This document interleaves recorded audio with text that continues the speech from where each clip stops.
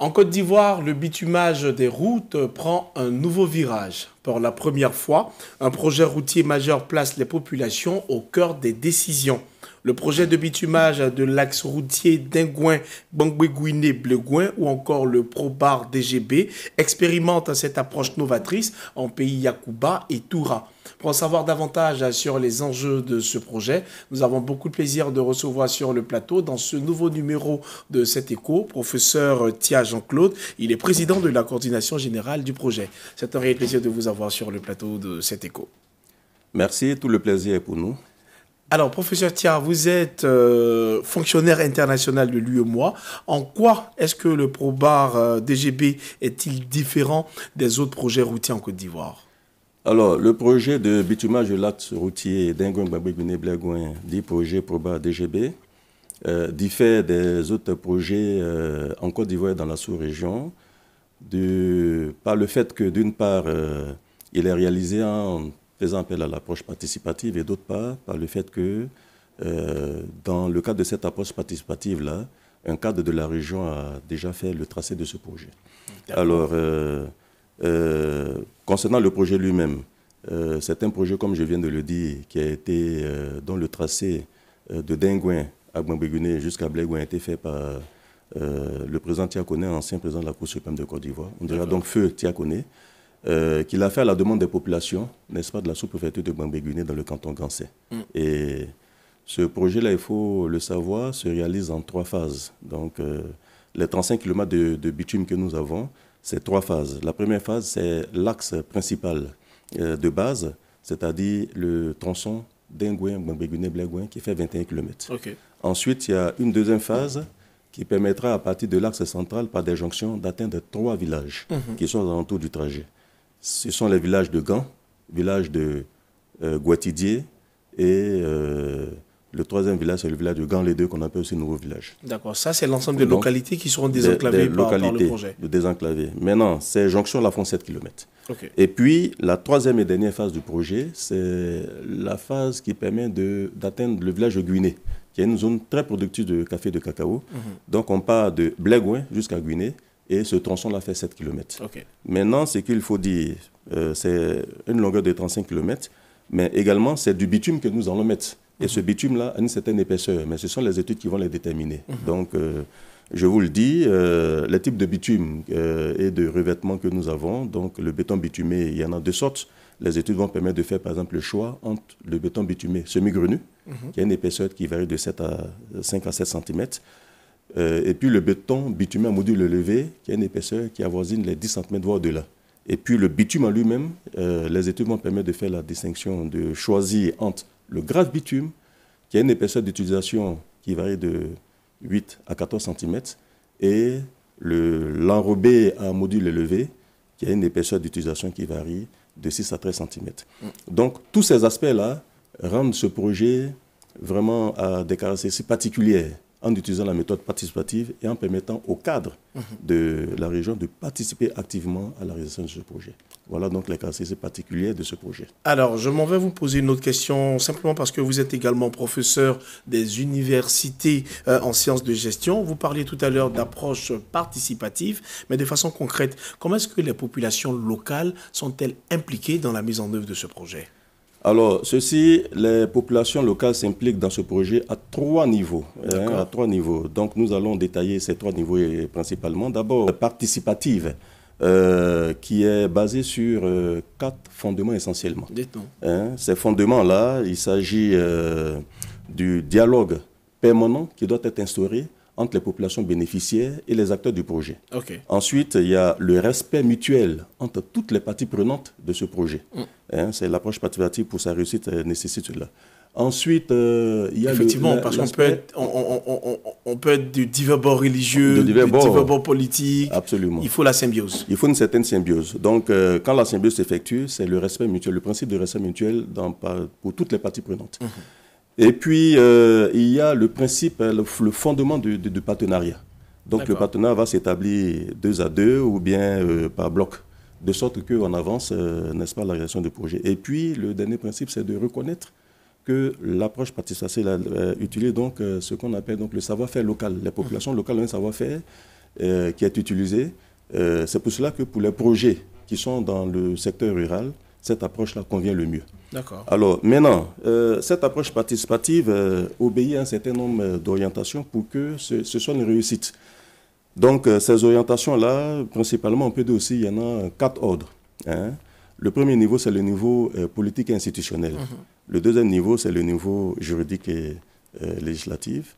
Le troisième niveau, c'est le niveau du renforcement des capacités à la formation. Et puis le quatrième niveau, c'est la création d'un cadre de concertation intersectoriel.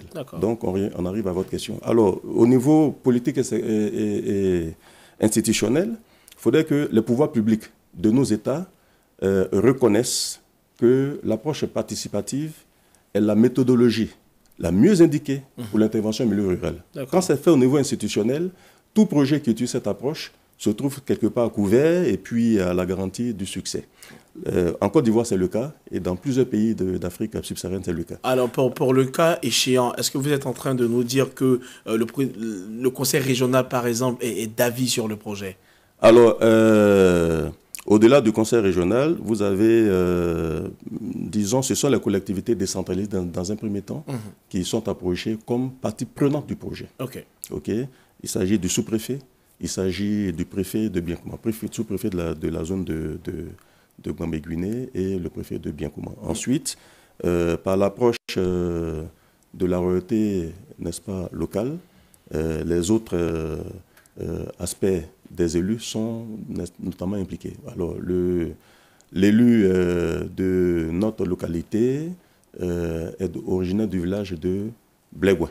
Donc, ils sont approchés et participent dans le conseil régional en tant que vice-président.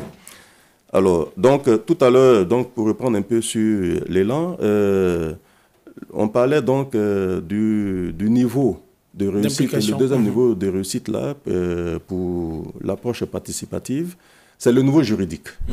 Les tests de loi doivent être pris. On doit prendre un certain nombre de tests de loi pour permettre, n'est-ce pas, à l'approche participative de connaître du succès. En Côte d'Ivoire, c'est le cas. Vous savez, dans le domaine du foncier rural, les gros problèmes qu'on observe, ce sont les titres de propriété. La gestion du foncier rural, ce sont les titres de propriété. Donc, des tests prévoient en Côte d'Ivoire l'immatriculation aisée de ces propriétés-là. C'est notamment le décret 2023-238 du 5 avril de 2023 qui porte sur les règles relatives aux procédures d'immatriculation des terres du domaine du foncier en Côte d'Ivoire. Donc, quand ces tests sont pris, lorsqu'on a des difficultés pour une rue qui doit passer dans une plantation, le propriétaire vous présente le titre de propriété et vous donne l'autorisation. Donc, le projet est sûr que celui qui est en train de donner son titre de propriété, qui est en train de dire qu'il est propriétaire, a un titre de propriété, et donc ça facilite les choses. Et puis, nous avons parlé du niveau de renforcement des capacités. C'est-à-dire que tous les acteurs du projet, toutes les parties prenantes, qui sont environ une dizaine, tout cela subissent une formation. Le renforcement des capacités, c'est principalement la formation, pour qu'on soit au même niveau d'information. Et puis enfin, le cadre de concertation permanent, c'est le cadre qui permet, n'est-ce pas, de partager l'information. C'est bénéfique, à 3 niveaux. Au niveau du partage de l'information, au niveau pour éviter qu'il y ait, n'est-ce pas, des contradictions sur le terrain, et puis pour partager la transparence des actions sur le terrain. Justement, en parlant de transparence, on va aborder donc la question pécuniaire du projet. Vous parlez de formation, vous parlez d'association, de participation collective, mais le nerf du problème, il demeure l'argent, parce qu'il faut du financement pour la réalisation d'un tel projet. Ça coûte combien finalement ? Alors, avant de répondre à cette question, je vais terminer sur les différentes phases pour la mise en œuvre pratique même de ce projet. On va aller très rapidement. On va aller très rapidement. Et il s'agit effectivement de 7 grandes étapes. Et dans ces 7 grandes étapes, 3 étapes sont déjà réalisées sur le terrain. Il reste 4 étapes pour la suite. Donc, si vous permettez, on peut passer rapidement en revue ces étapes-là. On va se limiter aux 3 étapes très rapidement. 3 étapes qui ont déjà été prises en compte. Alors, il s'agissait de connaître le terrain, d'identification et la connaissance du terrain. Ensuite, sensibiliser les populations. Vous avez dit comment les populations étaient impliquées. Ils ont accueilli le projet, ils l'ont accueilli le projet, ils l'ont validé. Donc, une sensibilisation de projet de sorte que les populations connaissent l'enjeu de ce projet et le mettent en adéquation avec les enjeux environnementaux. Et puis, enfin, il s'agit de la troisième phase, la troisième étape, d'identifier l'ensemble des problèmes, des difficultés et de recenser les solutions. Donc ces phases ont déjà été réalisées. Les 4 autres phases qui restent, ce sont des phases qui sont liées notamment à l'exécution du projet. Maintenant, parlons du coût. Le coût du projet en lui-même, vous savez, le projet s'instaure, n'est-ce pas? Il est dans le cadre d'un grand plan d'action. Le plan d'action pour le développement économique et social de la sous-préfecture de Gbangbe-Guinée dans le canton Gansé. Donc on parle donc du PADES, SPG-CG, c'est l'abréviation. Et ce PADES-là incorpore plusieurs projets. Il y a des industries manufacturières, il y a des infrastructures socio-économiques, culturelles, etc. Sur le plan social, donc l'enveloppe globale de ce PADES-là est de l'ordre de 50 milliards. Ça veut dire que 50 milliards de francs CFA, ça veut dire que le PROBA DGB, même s'il est l'un des projets phares de ce PADES SPG-CG, il ne prend pas toute l'enveloppe. Donc, actuellement, nous avons une estimation au niveau du comité de coordination générale du projet.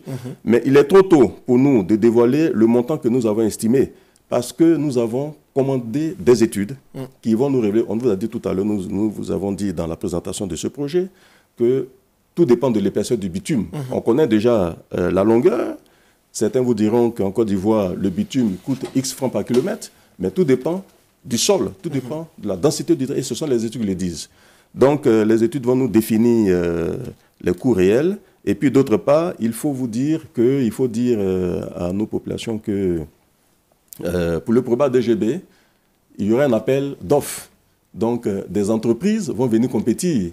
Si déjà, ils ont de façon grossière une estimation du coût, on force un peu le processus d'appel d'offres, qui est un processus, comme vous le savez, qui utilise le mieux disant. Alors, 50 milliards, pardon de vous couper, 50 milliards pour financer ce projet.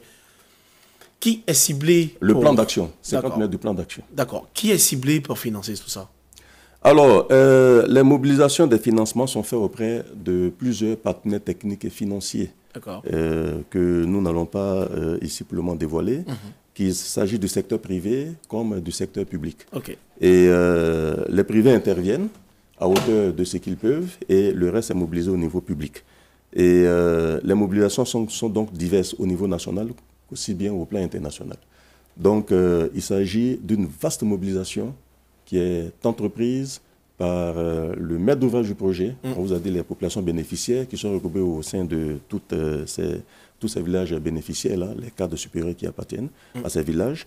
Et le comité de coordination également de ce projet qui travaille, n'est-ce pas, aux aspects de mobilisation du financement. Justement, et il travaille également en tenant compte. Pour parler du financement, il faut savoir qu'en matière de financement, ce n'est pas toujours, disons, la monnaie sonnante et trébuchante. Il s'agit également de l'apport que, par exemple, l'administration publique peut faire en mettant à disposition, par exemple, le ministère de tutelle, en mettant, par exemple, à disposition, ce qui est possible, puisque nous les approchons. Lorsqu'on vous donne une machine, on met une machine à votre disposition, qu'on met une benne de sable à votre disposition, c'est un coût. Et c'est comme une participation de l'administration centrale. Tous ces éléments sont en termes d'études et d'approches pour voir les meilleures possibilités pour faire un paquet de financement pour ce projet. Alors, et pour ce projet, les traditions, c'est sûr que les traditions Yakuba et Toura sont forcément prises en compte dans la mise en œuvre. Est-ce que ce projet pourrait servir d'exemple pour d'autres régions? Nous l'espérons. C'est-à-dire, aujourd'hui, il faut dire à nos populations que le budget de l'État est souvent limité. Il faut faire souvent des efforts au niveau de chacune de nos localités en fonction des possibilités. Vraiment, c'est de façon volontaire et des possibilités qui existent, les potentialités que les gens sachent prendre en charge.